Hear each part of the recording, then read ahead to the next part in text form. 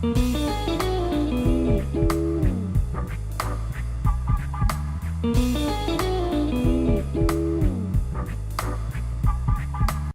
it going there, everyone? It's Mr. Zen over here bringing you guys another One Piece anime episode discussion. And for today's anime, guys, we are going to be talking about One Piece anime episode 770. And in this episode, guys, oh yes, this anime episode was a bombardment of information, guys, in this anime episode. As we get a lot of good laughs, we get a lot of actual emotions in this anime episode. But most importantly, guys, we are actually going to talk about is the poneglyphs themselves, guys. Yes, the poneglyphs and Robin are becoming more prevalent in the story itself. That after everything that has been going on, Zoe Island, Dressrosa, Punk Hazard, Big Mom, like everything that's been going on is now starting to become irrelevant for this specific episode.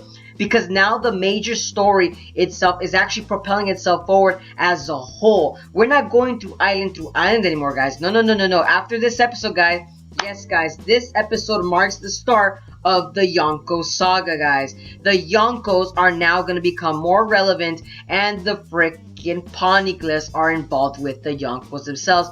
And with that itself, with the Yonkous and the poneglyphs, that will also lead to Rafto itself. That all of this is all connecting together, and every adventure that they've been going at is still important. Don't get me wrong, it really is. It's just the fact that now we're actually moving towards the main goal of finding One Piece. And that's what I loved about this. I was waiting for this particular episode to be animated due to the fact that I wanted to see how they were going to bombard this information on us viewers. Because in the manga chapter, yes, it was just pure dialogue. But all that dialogue was just important when you're reading that specific chapter. That you're here wondering like, holy snap, what's gonna happen? Frickin' Nekomamushi, Inurashi, these guys are telling everybody some important stuff that has been going on. Especially Goldie Roger was relevant in this episode as well. Like I said, there's just so much things that is just so much to talk about in this episode. I could really ramble on forever. But let's get to the important things, guys. First of all, let's get to the important things, and that was Jack himself in this episode, guys. Yes, Jack was involved in this episode, but it was hilarious because the part that actually seemed like it was a filler to involve some of the story scenes, so that way they could actually propel the story forward, because it involved them actually showing Jack trying to rescue freaking Doflamingo. Yes, we actually finally got to see Doflamingo after Dressrosa for after like how many episodes? Like what, 20? Depending on the pace that Toei Animation is going at this. It's hilarious. But the number could be wrong, guys. It could be like 15, 20, it doesn't matter. But the point is that it's been a long time since we've seen Doflamingo's face in after Dressrosa, I mean. And that's the hilarious part, is that we see Jack facing off against Admiral Fujitora, freaking Sengoku, some vice admirals, and another vice admiral that's really important. I forgot the old lady's face, but I'm gonna call her Gigi-sama because I forgot her freaking name. But the point is that we see that what was going to happen between, and I'm assuming they did that to leave us into speculation as to how Jack was going to defeat it. But it seems, of course, that Jack lost against it because he faced off against a freaking admiral, freaking vice admiral, and a fleet admiral. Hello. Of course, Jack is going to lose, but of course, you know, that's because Jack came unprepared. He only brought himself, which kind of makes him seem kind of like a silly person. That all he is just brute strength. He's honestly, the Beast Pirates, they literally remind me of old school century freaking Vikings. That's what they literally remind me. The way that the Beast Pirates are, they got a giant fur coat. They got their chests are exposed. Like they look like something off of God of War, that you could just see like Vikings coming out for Valhalla. Like honestly, like it's just freaking hilarious. Like I would laugh if one of them would really shout that at the top of their lungs. Honestly, I would freaking laugh. But no, that's not the point gist of the whole entire episode itself, guys. Is the fact that because of the because of the Beast Pirates involving with themselves, like I said, they just left us for us to speculation as to wonder as to how it goes on. But it seems that Jack got to the point that it left him traumatized. Like if you guys saw, Jack literally was just kind of, he was traumatized to a point that he's still remembering the flashback, that it's so painful that it woke him up. And honestly, I thought to myself that I wish they would involve themselves more with that fight, or at least gives a little bit more of the teaser as to what might have happened. But no, you know, of course, Toei Animation can't give too much spoilers on the powers and of course what else Jack can do, because it's not his time to shine yet. But yes, moving on though, guys, because that was very important. Personally thought that was very important. Even though it's a filler, I still thought it was important because it still brings us back to Don Flamingo. And Don Flamingo, guys, do not forget about him. He's still a very important villain throughout the whole entire series. We can't, I mean, come on, he got his whole freaking arc just about him. You cannot forget about that guy. But like I said, moving on. Yes, we're going to talk about is the real Poneglyphs themselves. The real Poneglyphs, remember in the previous episode how they were talking about was the fact that in the episode that you have to capture, like, what is this, Pokemon? No, what the point is that they have to get 4 pieces of the Poneglyphs themselves, the 4 red Poneglyphs. And the 4 red Poneglyphs have to connect together to the, you could say like a central point on the map. And with that central point on the map, that would lead them to Raftor. And now, what I thought was hilarious was the fact that the way Luffy was going about it at the situation, because Nekomamushi and Irurashi were both stating that so far there are 4 in total, but there's 1 that's missing. We all don't know, and we're all speculating that it could be that it's out at sea. We don't know that for sure if it's out at sea, that maybe, or maybe it's, you have to connect all 3 of them that would connect to one of the Poneglyphs themselves. We don't know that too sure. It could be maybe on a sky island that no one has visited yet. Like I said, there's many possibilities where the last one, but the 2 important red Poneglyphs that are in possession are of 2 Yonkou. And yes, guys, I'm not talking about Shanks, and that is Big Mom and Kaido. Yes, guys, the Yonkous, I'm telling you, they're very important now in this actual upcoming arcs. And that what's going on is the fact that because Big Mom has one of the red Poneglyphs, and what's it called, Kaido has another one of the Poneglyphs, Luffy now has to set out on an adventure to actually steal the Poneglyphs. And it's hilarious because the way that Usopp said it was, yes, what we can do is we can go to their bases, take a copy of the Poneglyph, and then just go on their way, instead of taking the whole Poneglyph and taking it for itself like a pirate would do. But of course, it's more or less that Luffy, what made me laugh at that particular scene was the fact that he gave the most smug face in the entire One Piece universe that I have seen so far.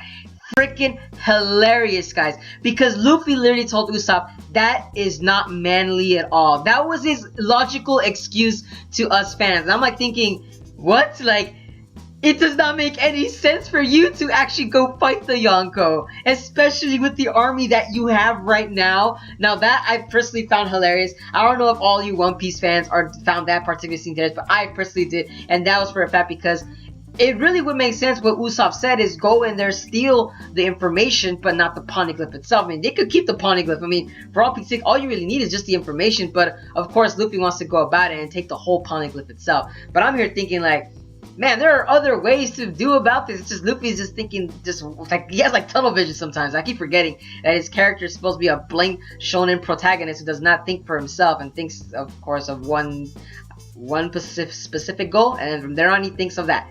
Like, I thought that was hilarious. But no, we gotta move on, guys. We gotta move on. But honestly, then it moves on is to Nico Robin. Nico Robin, guys. Nico freaking Robin. Holy snap. She is not becoming an important matter because that means Kaido and Big Mom are gonna be looking after her. That means that also the world government is gonna be going after her. That means that Mira Jonas, the royals, are going to be going after her. Like I said, there's just so many people are going to be after Nico Robin that Nico Robin is literally an exposed target. It's like, think of her as like the last donut that you guys see at the work office and you guys are all trying to grab it at the same time. Think of it like that, because that's what Nico Robin is. She's the last person that can read these Poneglyphs, but apparently that now the Mugiwara crew has to protect her with their lives. And honestly, that scene was hilarious because I loved how Nico Robin went about with that scene. Is the fact that, you know, of course my friends will protect me. I'm under good care. And you literally see all the men of the Mugiwara crew. I laughed at them. I loved how they actually went about it. And Luffy was, yes, oh, yes, I'm so strong. You have to say that. And then you literally see Chopper and his freaking kung fu point just going about it. You see Frankie doing his super. You see freaking Usopp going about it. But I love the fact that they actually reminisce of some parts of the Ernie's lobby, because it's telling us fans that it's gonna be something similar and even more expandable than that. Because remember, back then when Nico Robin got stolen, it was only the world government, or a small portion of the world government, that they were actually fighting. So remember, guys, in the new world, it's gonna be Yonkous, it's gonna be royals, and it's gonna be the world governments. Like, the whole world is gonna be going after Nico Robin, and literally Luffy needs freaking more crew members, which I personally think is gonna be the next upcoming arcs that's gonna unfold, because that's what Luffy needs if he's gonna be facing up against these freaking Yonkous themselves. I'm telling you guys, these anime episodes and everything from now on, guys, after Zou Island, is gonna be freaking interesting. I'm not lying to you guys. If you guys are watching it right now, you guys are literally in the best part of One Piece right now. Everything that happened before is still relevant too, but it's just becoming a small speck of sand as to what's gonna be happening in the next upcoming arcs. So I'm telling you guys, it's just that amazing. But honestly, we gotta move on, guys, because like I said, I'm already at the 10-minute mark. But with Nico Robin, like I said, she's gonna be a world target, and of course, you know, they did a little thing. But I'm liking how the episode is also having a good soundtrack involved with that, and that is because of the fact that we're getting also involved with Kaido, another one of the Yonkou members. Remember, guys, even with all the smile factor that we were talking about back in Punk Hazard and Dressrosa. Yes, guys, now we're going to be going to the land of Wano Kuni in this particular anime episode that actually came out. And now, that's interesting because of the fact, guys, with Wano Kuni, this episode explains that Kaido is in charge of freaking Wano Kuni, and that means that they have to go to Wano Kuni, and now they have a set course for Big Mom's place and Wano Kuni. So now they have to decide as to who they're gonna go. And with Kaido's is more important than Big Mom right now, due to the fact that with Kaido there's a poneglyph, and also what's going on is because the fact that Mononosuke's father was the ruler of freaking Wano Kuni. Like I said, everything is all important. Mononosuke's character development is going to be coming. It's going to show right out the door after this episode. And Mononosuke himself, it just seems that his backstory is getting more and more intense, because in this episode we learned that his father was executed by freaking Kaido himself, because Kaido was trying to extort information on what Mononosuke's family, the Kozuki clan, are actually available with the information. Because in the episode they're actually talking about is the fact that the Kozuki clan is a generation of family members that have been passed down from 800 years of the ones that are able to scribe on the poneglyphs. They're the ones that literally make the poneglyphs. Like I said, this episode was just a bombardment of information, and we're all learning that the Kozuki clan is not just any regular clan themselves. No, this clan seems to be the most important clan of the whole entire One Piece universe, and the Kozuki clan seems to also hold the secrets of the universe as well. The Void Century, One Piece itself. Like I said, it's all coming together, guys. Like, I'm telling you, this episode was just pure golden A, guys. I put my stamp of approval on that, guys.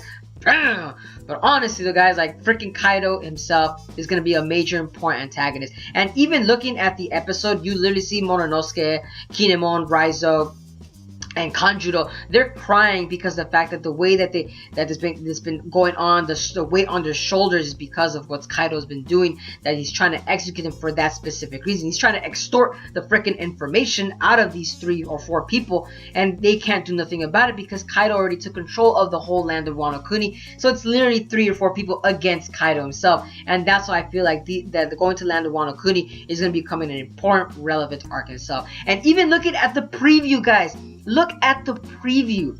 The preview itself also stated that you literally see we're gonna get to see how Kaido looks like, and the way he's gonna be forced to reckon with the tattoos, the dark demeanor that he has. Like I said, it's just gonna be amazing to see what the next episode is gonna be about.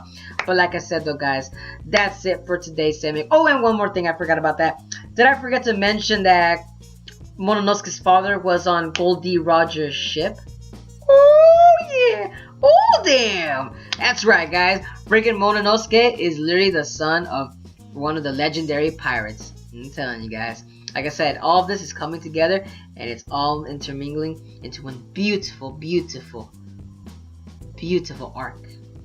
But let me know down in the comments, guys, as to what do you guys think of the upcoming arcs itself? What do you guys think of the Kozuki clan? What do you guys think of Goldie Roger? What do you guys think they found on One Piece? What do you guys think of Luffy's actual involvement with the freaking Kozuki clan? Like I said, all of this is becoming relevant itself. And what do you guys think of Kinemon, Kanjuro, and Raizo? Do you guys really think they're gonna join the Straw Hat Pirates? Honestly, I feel like they are. The way that they're really hilarious, honestly, it just embodies the Mugiwara's like style itself. I could see them literally becoming like the Three Musketeers of Luffy's crew. Like, honestly, that's just hilarious to me in a sense right there. But that's it for today's segment, guys. I hope you guys enjoyed my segment. Let me know down in the comments below as to what are you guys' thoughts on the actual episode itself. And as always, guys, if you guys enjoy my content, give a like, comment, share, and subscribe for more One Piece anime episode discussions. And as always, guys, have a wonderful day. But this is Mr. Zen, signing out.